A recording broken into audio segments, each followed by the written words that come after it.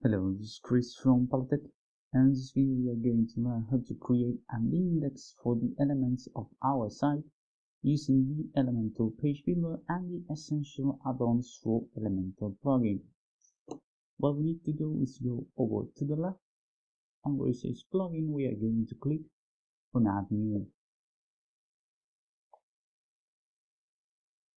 And on the plugin search bar we are going to type Essential Addons. And this is one we are going to use, the Essential Addons for Elementor plugin. It will add some extra widgets to the Elementor page builder. Among them will be the table of content, which we are going to use to create the index. So we are going to click on install now, and then we are going to click on activate. Now we are going to the top, which is the name of the site, and we are going to click on visit site. And on the top bar we are going to click on edit with Elementor.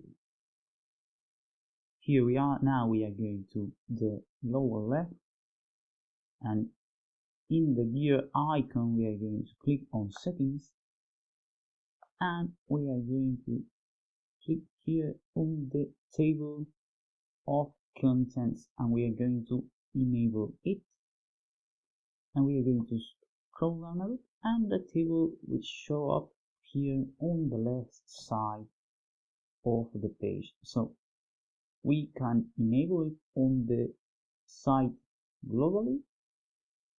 We can change the title of the table here, and we are going to write index.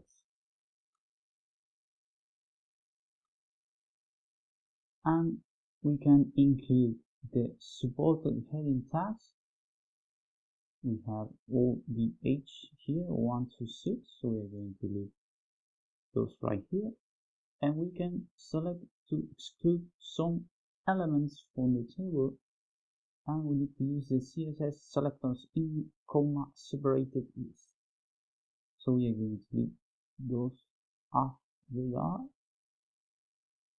and we are going to here keep subheading collapse like this. So we are going to leave that on. Heading text in URL, we are going to leave that off. We can stop the word from wrap, and we can select like this, as you can see. We are going to leave that wrap, and we can choose to auto collapse the table of content, hide in the model, and we have the sticky scroll effect. We are going to leave that by default, which we will change when the table will show up, and the sticky offset, we are going to leave that 255, and the set index of the table. Now we are going to collapse this one, and we are going to go to the style, and we have the table of content. We can change its width here, and we are going to do that 250 like that. We can change the position to the right or to the left. We are going to leave it on the left. We have a list icon, numbers for bullets. We are going to use the bullets, and we can change the size of the bullet here, increase it or decrease it. We're going to leave 8, and the position, the offset, we are going to leave that. It looks pretty well aligned. We can add some border, some box shadow, and change the border radius if we add it. So we are going to move to the here of the table, and we can change the color of the background. We're going to use the usual green. The color of the text we're going to use white, and for the typography we can change it, the family, the size, add some weight and font, style decoration, line height, and letter spacing.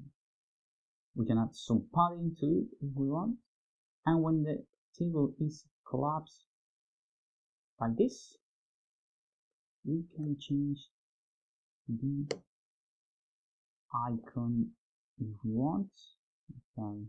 That looks good, so we are going to leave that one, but we can change it on the icon library if we want. And for the text orientation, we can use it bottom to top or top to bottom. We are going to do top to bottom. And from the plus button, which is this one right here, we can change the size of the icon. We are going to leave that /x. The size of the button 0.6. The line height of the X, we are going to leave that one in default.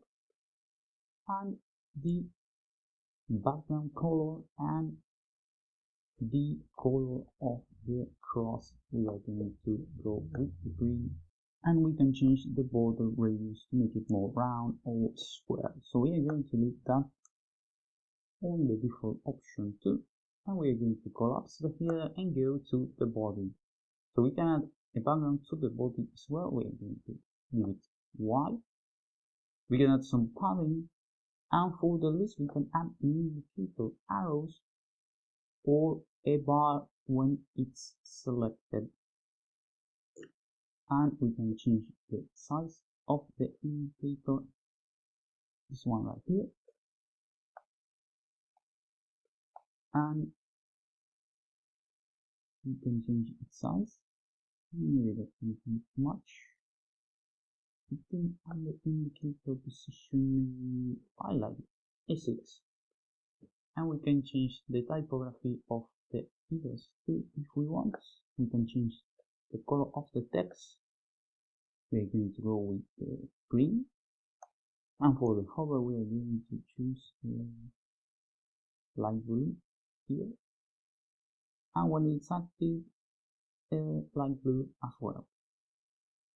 And we can increase the top level space and the sub icon space, and the separator, it could be a dash separator or solid or dotted, whatever we want. So we are going to do it on the dash because it looks good, and we can change its color here.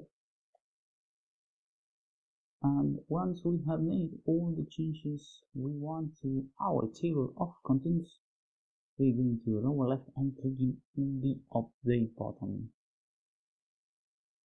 And now we are going to click on the R icon to preview our changes. Now we are going to scroll down a bit, and here we have our table of contents. We can collapse it,